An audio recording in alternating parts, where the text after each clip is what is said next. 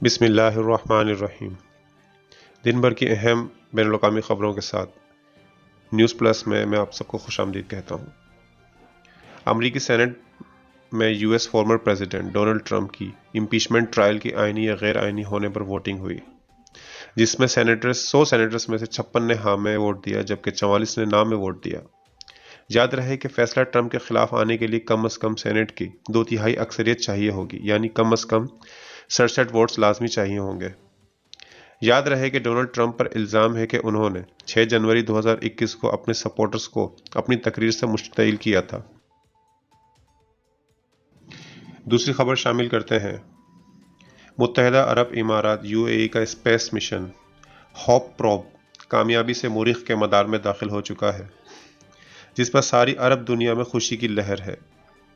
یاد رہے کہ متحدہ عرب امارات نے اپنا خلائی مشن ہوپ پروب کے نام سے 19 جولائی 2020 کو جاپان کی مدد سے خلا میں چھوڑا تھا، جو 9 فروری 2021 کو کامیابی سے مارس کی آربٹ میں داخل ہو چکا ہے۔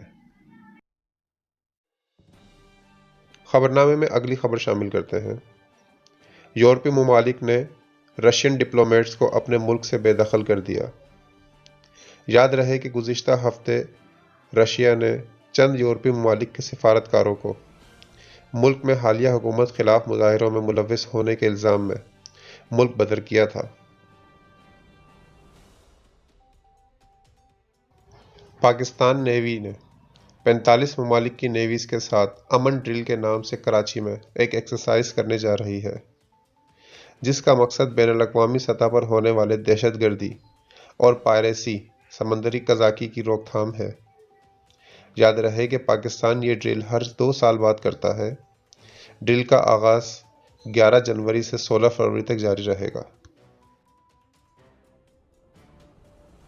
روئٹرز نے ایک خبر شائع کی ہے جس میں ٹویٹر نے بتایا ہے کہ انڈین گورنمنٹ نے انہیں 750 اکاؤنٹس کی ایک فہرست کو بلاک کرنے کے لیے احکامات جاری کیے تھے۔ ٹویٹر نے بتایا ہے کہ یہ احکامات خود انڈین لوکل لاز سے غیر مماثلت رکھتے ہیں۔ یاد رہے کہ حالیہ انڈیا میں ہونے والے کسانوں کے احتجاج میں انڈین منسٹری نے یہ انکشافات ظاہر کیے تھے کہ کچھ ٹویٹر کے اکاؤنٹس پاکستان اور انڈیا سے باہر سے آپریٹ ہو رہے ہیں۔ چائنا کی ٹیک جائنٹ کمپنی ہواوے ٹیکنالوجیز نے ڈونلڈ ٹرمپ کے دور میں لگنے والی ایک رولنگ کہ جس میں ہواوے کو USA کی اندرونی سلامتی کے لیے ایک خطرہ قرار دیا گیا تھا کے خلاف US کورٹ آف اپیل میں ایک کیس دائر کیا ہے، جس میں FCC فیڈرل کمیونیکیشن کمیشن کی اس رولنگ کو پھر سے ریویو کرنے کی استدعا کی گئی ہے۔ ایران نیوکلیئر ویپن بنانے میں صرف 2 سال پیچھے ہے۔ نیو یارک ٹائمز کے مطابق ایک ایرانی آفیشل نے بتایا ہے کہ ایرانی انٹیلیجنس نے خطرہ ظاہر کیا ہے کہ اگر امریکہ نے ایران سے معاشی پابندیاں ختم نہ کی تو ایران اپنا نیوکلیئر پروگرام دوبارہ سٹارٹ کر لے گا۔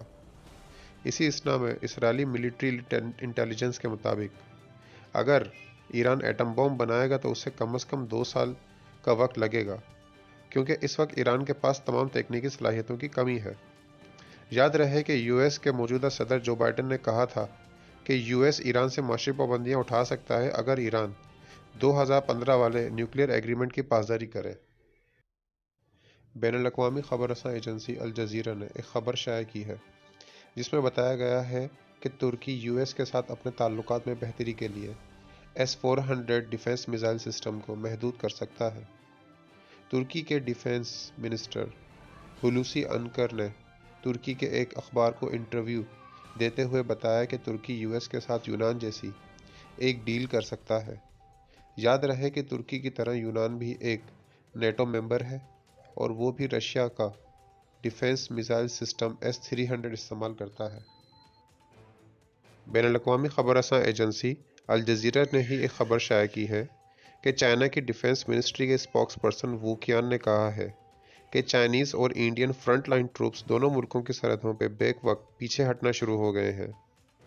یاد رہے کہ دونوں ملکوں کے درمیان ٹینشنز اس وقت بڑھیں کہ جب گزشتہ سال انڈین آفیشلز نے دونوں ملکوں کے درمیان ایک متنازع علاقہ لداخ میں چائنیز سولجرز کے سرحد پار کرنے اور وہاں ٹینٹس اور پوسٹ بنانے کا الزام لگایا تھا۔